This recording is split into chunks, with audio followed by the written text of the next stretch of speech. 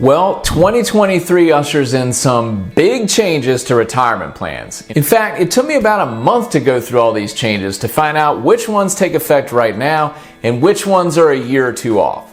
The bill applies to retirement plans including IRAs, 401ks, 403bs, the thrift savings plan, as well as 529 plans. There is some juicy stuff in here that I want you to hear about that can really supercharge your retirement savings plans. So let's start planning now. Secure Act 2.0 was pushed through on December 31st, 2022. And these retirement plan changes will affect everyone differently.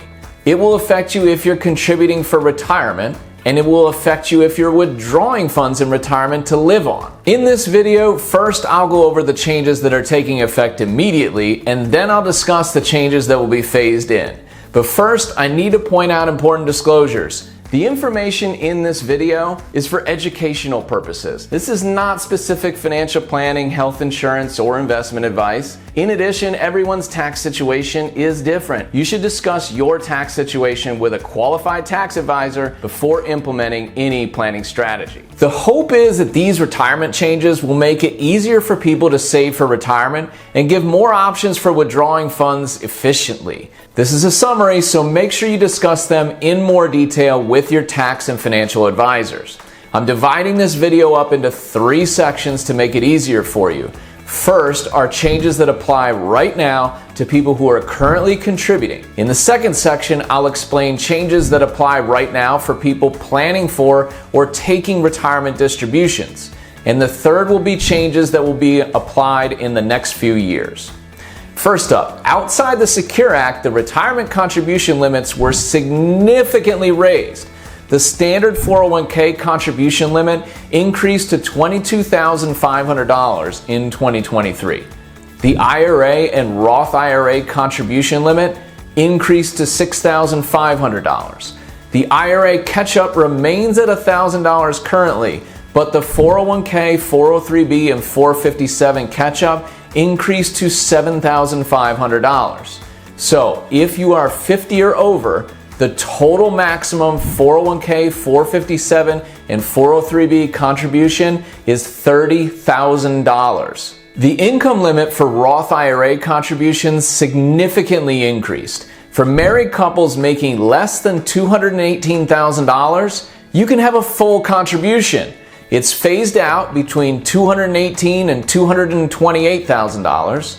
If you make over $228,000 combined in 2023, you cannot contribute to a Roth IRA. For a single individual, if you make less than $138,000, guess what? You get a full Roth IRA contribution. Between $138,000 and $153,000, it's phased out, and if you make over $153,000, you cannot make a Roth IRA contribution in 2023. It's important to remember that there are no income limits on Roth 401k contributions. Simple IRA contribution rates increased to $15,500 for 2023. All right. Now that we've got that out of the way, let's move on to Secure Act 2.0 changes that are effective immediately. First up, a significant change for retirement savers. Do you currently get matching from your company retirement plan? Well, starting in 2023, plans can provide participants with the option of receiving matching contributions on a Roth basis. Up to this point, 100% of all matching must have been done on a pre-tax basis. Now, you can elect to be taxed now and then never, ever again. While this is immediately in effect, it will take some time for vendors to update their systems to allow this. You'll want to speak with your individual plan provider about this one. Do you own a small business that is more than just yourself, but you don't yet have a retirement plan set up for your employees? Are you looking to start one?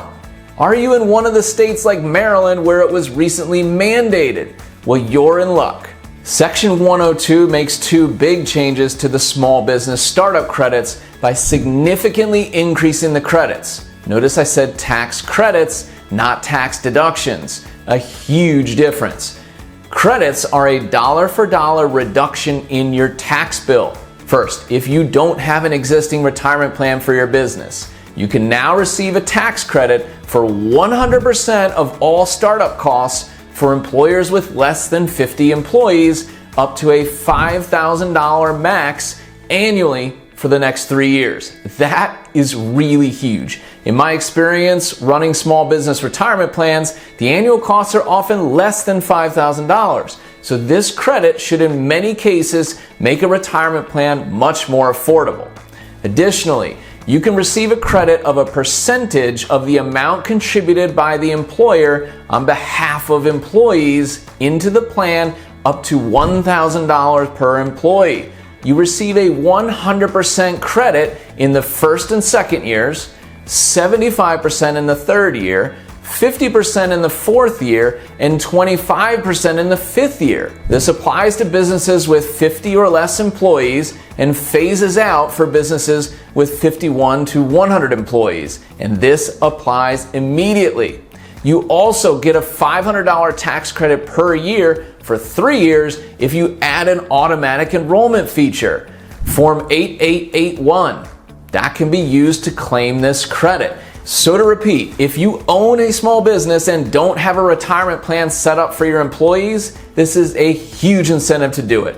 In many cases, it would cost you nothing or very little for at least the first 3 years. Now, do you own a small business where you are the only employee, or it's you and your spouse?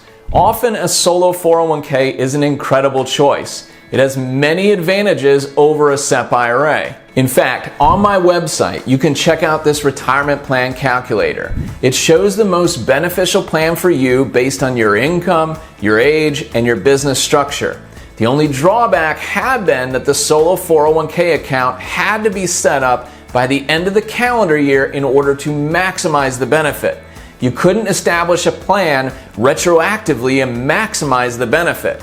Well, Secure Act 2.0 leveled the playing field. In my opinion, the solo 401k now beats the SEP IRA in almost every scenario. But if you still love the SEP IRA, the good news is that starting in 2023, Section 601 allows SEP IRA plans and simple IRAs to accept after-tax Roth contributions. That's big news for those of you who still love the SEP IRA or are in a simple IRA plan, but wanted the ability to invest in a Roth version. For retirees taking assets to live on or people who are planning for future distributions, these are the key changes that are now in effect. The first and most immediate change to know is that the required minimum distribution age has been increased to 73. Before Secure Act 1.0, you were required to start withdrawing from your IRAs at age 70 and a half. Well, Secure Act 1.0 increased the age to 72, and now it's 73. This increase can give you more time to convert traditional IRAs to Roth IRAs efficiently or allow additional tax-deferred compounding. Two important things to think about. If you turn 72 in 2022 or earlier, you will need to continue taking your RMDs as scheduled. If you're turning 72 in 2023 and have already scheduled your withdrawal, you may want to consider updating your withdrawal plan. If you are turning age 72 in 2023, your first RMD will be in 2024 when you turn 73. The way this works is you would have the option of either taking your first RMD during the calendar year you turn 73 or by April of the following year. Just be careful, because if you delay into the following year, you will have to take 2 RMD distributions in the same year. It's important to review your RMD strategy with your tax planner so that you understand the implications of both options. Depending upon the size of the distribution, it can bump you into higher tax brackets or even increase your Medicare monthly charges. Did you know that if you forget to take your required minimum distribution or you don't take enough, the IRS penalty is 50% of what you're supposed to take? That can be a large penalty. Thankfully, the penalty was just reduced. The payment for failing to take your RMD has been reduced to 25% if you or the IRS discover this mistake in future years. But if you find the error quickly, the penalty drops down to 10% if you take the necessary RMD by the end of the second year following the year it was due. In many cases, you can actually get the entire penalty waived. Yes, the entire penalty. On the IRS website, it says the penalty may be waived if the account owner establishes that the shortfall in distributions was due to reasonable error and that reasonable steps are being taken to remedy the shortfall. In order to qualify for this relief, you must file Form 5329. The form used must be for the year when the shortfall occurred. So if it was in multiple years, you'll need multiple forms that are applicable to each year. Another withdrawal penalty that is being adjusted is the early IRA or company retirement plan withdrawal penalty, and it makes a lot of sense. If you have a terminal illness, you can withdraw IRA, 401k, 403b, or TSP assets for any reason, no matter your age, and avoid the 10% early withdrawal penalty. And you are still potentially taxed on the withdrawal, but that 10% penalty is not added on, and this change is in effect immediately. If there is a federally declared natural disaster in your area and you need to access retirement funds early to help, you can now do so immediately. The 10% early withdrawal penalty is waived and allows up to $22,000 to be distributed. While there isn't a penalty, the distribution is taxed as gross income, but at least in this case, you can spread it out over 3 years to potentially lessen the tax. Next, have you or someone you know ever contributed to a Roth or traditional IRA? In the past, if you over-contributed, you needed to remove the amount of the over-contribution and any excess earnings. If you were under 59.5 and you did that, those excess earnings were also dinged with a 10% penalty. The feds have now eliminated that excess penalty. They figured it was enough that you had to remove the excess earnings. Importantly, this only applies to over-contributions in 2023 and beyond. If you discover an over-contribution from before 2023, the 10% penalty may still apply. All right, now that we've reviewed the most important changes that are in effect right now, I think it's a really good idea to look at the changes that are coming in the next few years because they're already approved, so we can start planning. There's a new contribution limitation that applies to some of you. Currently, all catch-up contributions, no matter your income, can be either pre-tax or Roth basis. But starting in 2024, if you make over $145,000 indexed for inflation, all catch-up contributions must be made to the Roth side, meaning you must pay tax now in exchange for never being taxed again. You'll want to build this into your current and future tax planning if you make over that level. If you have a 529, or are you the beneficiary of the 529? Previously, if there was any money left in the 529 plan and it wasn't used for someone's education bills, it could be distributed, but you would owe taxes and penalties. But now, starting in 2024, owners of a 529 can roll over what is left into a Roth IRA in the beneficiary's name. First is that the amount rolled over can't be more than the Roth contribution limit, which is currently $6,500. But the income limit doesn't matter. Anybody can do it. You can make $1 million of income and still roll over the funds. But you also can't roll over more than $35,000 total in the beneficiary's lifetime.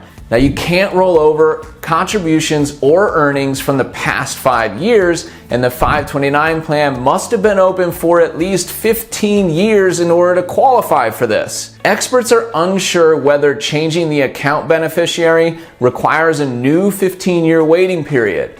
Also unknown is if the funds rolled over would be subject to the 5-year rules, but my guess is they likely will be. Not a big deal for the ability to create more tax-free growth for your future. Do you or your employees currently have student loans?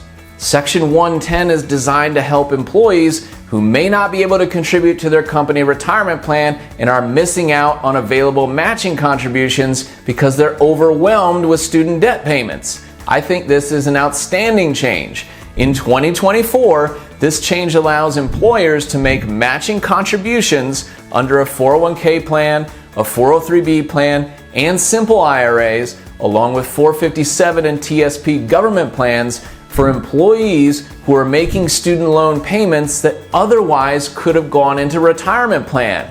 Starting in 2024, you will not get penalized for withdrawing up to $1,000 from retirement funds for certain emergencies. This basically creates a built-in emergency fund for unforeseeable or immediate costs related to personal or family emergencies. You can make one emergency withdrawal of up to $1,000 in a year. You can't make an additional emergency withdrawal within 3 years unless you repay the initial distribution. And you will not owe the 10% penalty, but you will potentially be taxed on the distribution. Under current law, employees who are age 50 or over are able to make catch-up contributions above the normal limits. Beginning in 2024, these catch-ups are being significantly increased to allow for more tax-advantaged savings.